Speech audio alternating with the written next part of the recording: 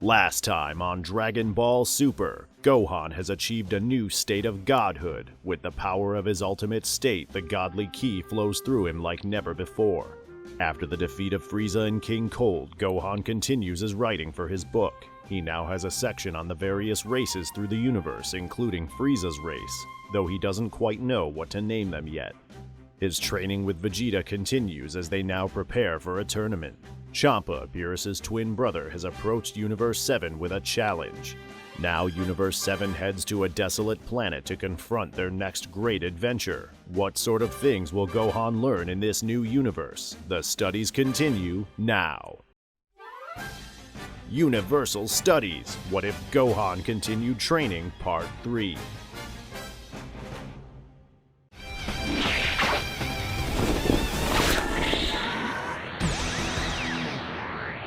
Gohan was at least 90% through his book when he got the news of the Universal Tournament. Now that book became the first volume in the series. There was so much more to learn.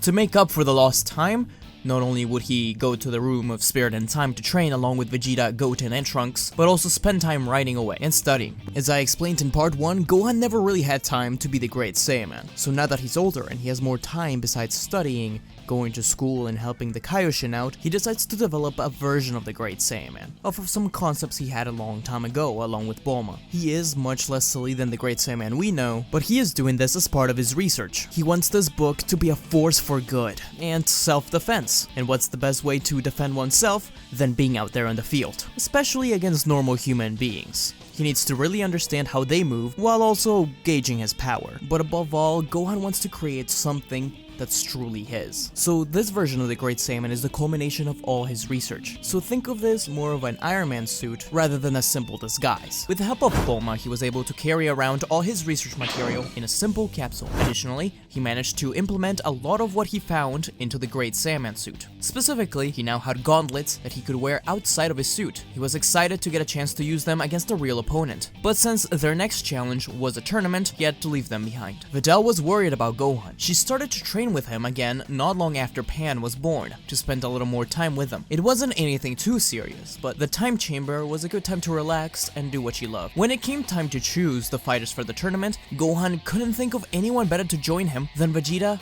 Piccolo, Krillin, and Videl. Krillin was a near father figure ever since he was a young kid, during the events on Namek, and Videl had shown so much improvement. However, Beerus was against the idea of Videl joining. He didn't think she was strong enough. Videl knew he was right. Gohan should find someone else. I said you weren't strong enough right now. I didn't tell you to give up. Videl couldn't believe Beerus said that, but we smiled. He knew that Beerus saw something special in that human. This pushed Videl to train harder, attempting to break through her limits within the Room of Spirit and Time. She didn't have too much time, and she could never spend too long in there, but the time she did have was of incredible success. Piccolo noticed her drive and helped her, even pointing her to Korin Tower, where she obtained the sacred water from Korin after some time. She became a formidable warrior in her own right. Above strength, however, was just how smart and tactical she was. Piccolo admired this most about her, and watched as she always read over Gohan's book manuscripts. The day of the tournament arrived. Gohan and the others were ready. Videl was the first one to enter the ring against Botamo. The alien stood like a boulder in front of her, but she quickly realized that none of her punches were doing much. She flipped backwards, just to burst forward with a barrage of punches, further and faster out, pushing Botamo's gut to an extreme, so much so that his body sprung back and flew off towards the stands. Ring out. Beerus smirked at Videl, and Whis nodded at her. She wiped sweat off her brow. Next up was Frost. Gohan was worried about this one, as he knew just how powerful the Frieza race could be. After finding out they were fighting one, Videl read everything Gohan had on the Frieza race and King Cold. She felt ready, but the fight did not go in her favor, as she was quickly knocked out. But Gohan had had years of analyzing his opponents and noticing the smallest details. When he went to check on Videl, Gohan recognized a small puncture wound, so that's what it was. Now it was Gohan's turn. Taking off his glasses, he burst into his mystic state, smirking, not letting Frost know he knew what he was up to. Gohan avoided every single one of Frost's punches from the needle arm, eventually teleporting behind him, grabbing it, and raising it up to the sky. He pressed on it to reveal the venom pouring out. Without a word, Gohan then swung Frost out of bounds. Videl would be allowed back to battle, though Gohan and Videl told the referee that Piccolo would fight next. Piccolo versus Vegeta was up. The ring closing proved to be a challenge for Piccolo, but as with many other fights, Piccolo was already breaking him down through words. Come on, you piece of junk. That all you got? Frown. Piccolo was able to distract Vegeta by yelling at him while launching a Hellzone grenade. It destroyed the arena around him, and it only took one more Ki Sphere to topple him over, out of the ring. Vegeta asked Piccolo to let him fight Cabba, as he had something in store for the Saiyan. The two fights play as they did in the original, with Vegeta pushing Cabba into Super Saiyan and winning. The battle against Hit was similar as well, but this time Gohan watched and jotted down every single little thing. 0.1 seconds for that time skip thing. He's clearly masking his next move with his clothing. Vegeta's only choice is to predict Hit's moves. I didn't even realize. Gohan, if Vegeta loses, do you think you can take that Hit guy on? I don't know the extent of his power, so he could be potentially stronger. I'll have to exploit the time skip. Like in the original, Vegeta lost against Hit, but the battle gave Gohan the information he needed. He approached this fight much differently than his father. He has no Kaioken after all. Gohan burst into his ultimate form, enticing Hit's blows. Hit didn't realize it, but with every punch he landed, Gohan moved closer and closer to the edge. Gohan didn't let him know that he was analyzing the pattern of movement and checking just how often he predicted Hit's moves correctly. It was about 6 out of 10 times. When he was close enough to the edge, Gohan threw one last punch to instigate the time skip. It was a 60% chance of predicting where Hit would go, and he predicted right. Hit moved right behind and to the left of Gohan. He hadn't realized it, but at the same time that Gohan had thrown a punch, he had also extended his left leg. Hit tripped over it as he time skipped, prompting Gohan to snap back around with his other leg and kicking Hit out of bounds. Ring out. Krillin bragged about not having to fight, and how he would have defeated them all anyways. Krillin had seen Gohan's improvement, especially during his tournament. Part of him was sad that he didn't get to fight, so he will push himself harder. Following the tournament, Zeno appeared to introduce himself. He loved the battles. Mr. Satan didn't quite understand who he was, but he knew that he was powerful. He saw this as an opportunity. Mr. Satan slid close next to Zeno, shaking his hand and pulling something out of his pocket, Gohan's manuscript. Gohan looked at his sash and noticed that his book was gone. So, Mr. Zeno-sama Omni-King, sir, if you liked this battle, then you should totally read my son-in-law's book. He's the strongest in the universe. He just needs some more research to finish it. It has info and secrets on the gods of destruction, Beavis, Whis, and probably even you. Mr. Satan, I'm not sure. Quiet, son. The champion of Earth's got this. Champion? So you must be really strong too. If you want to finish your book, then I know what to do. We'll hold one of these, Tournaments? tournaments.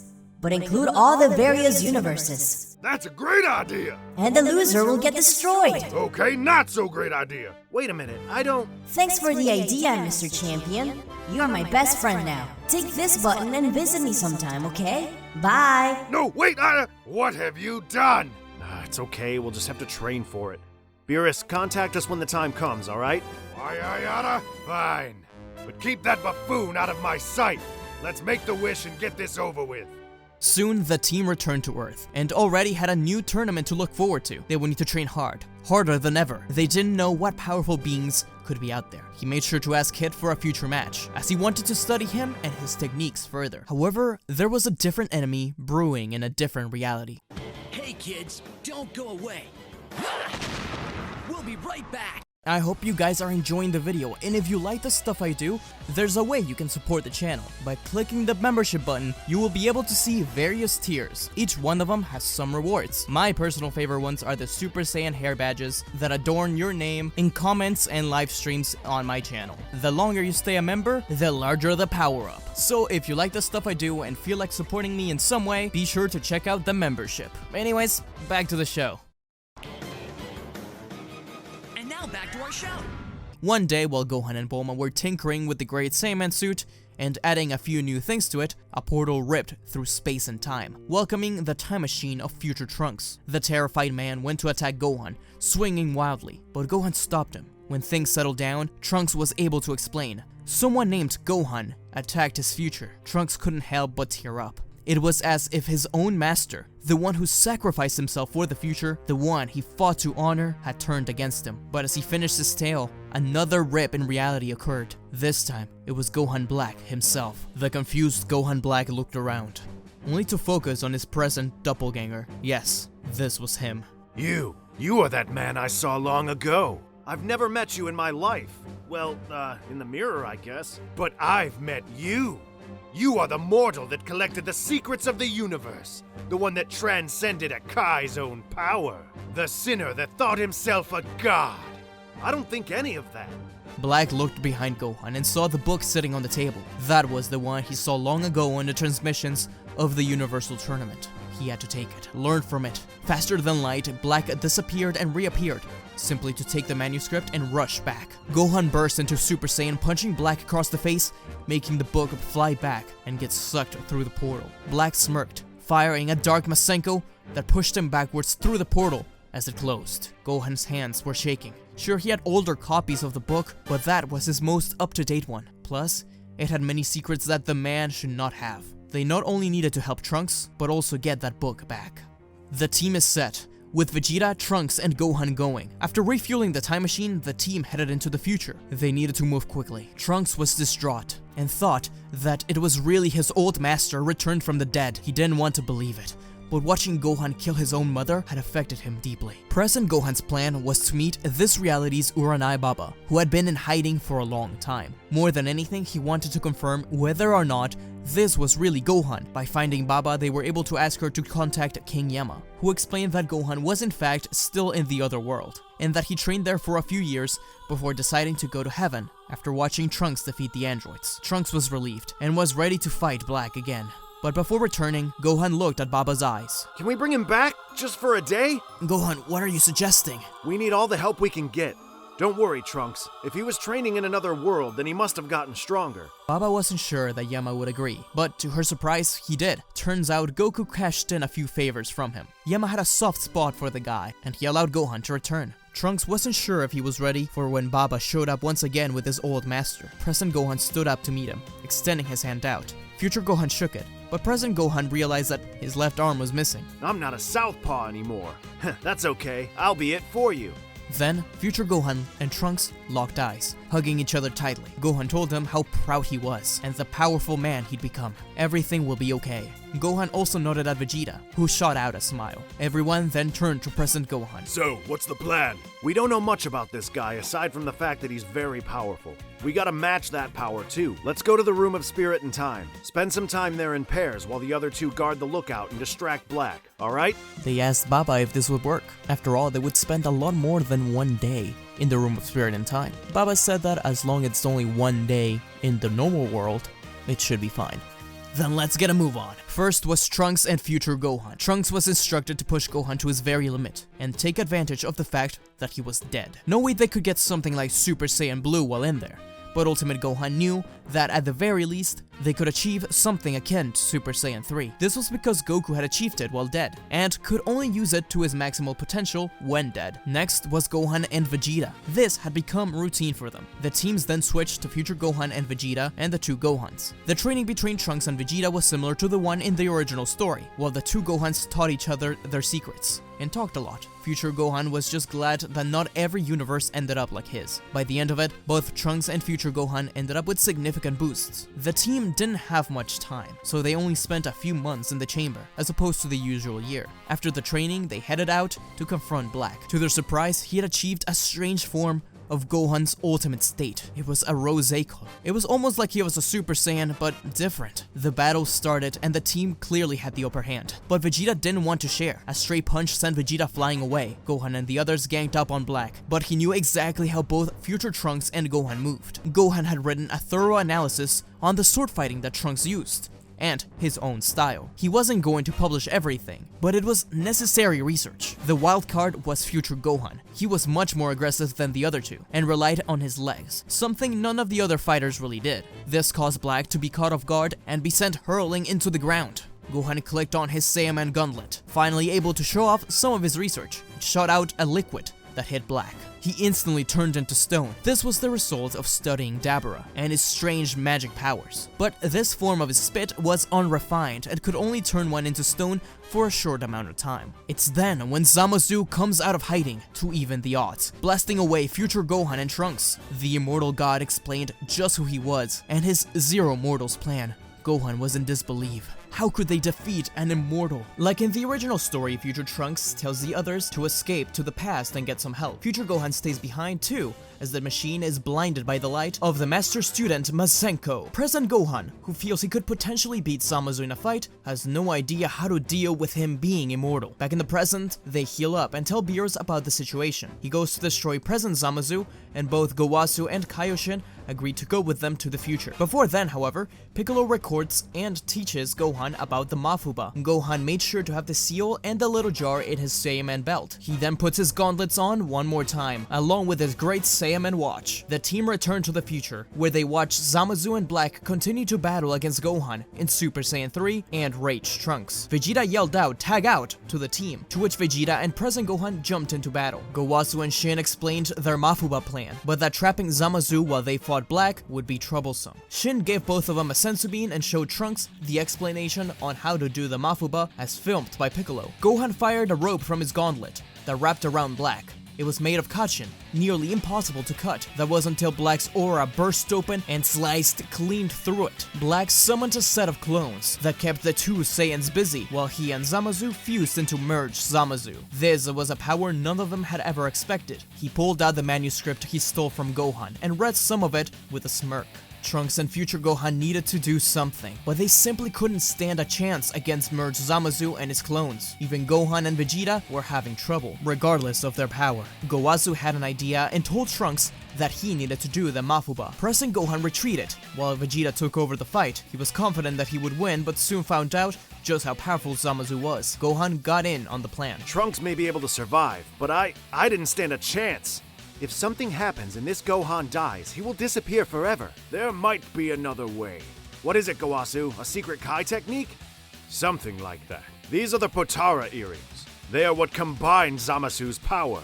Gowasu handed both Gohans the Potara earrings. Their power would be enough to take down Zamasu for long enough, while Trunks could prepare the Mafuba. If we're gonna do this, then we'll do it right.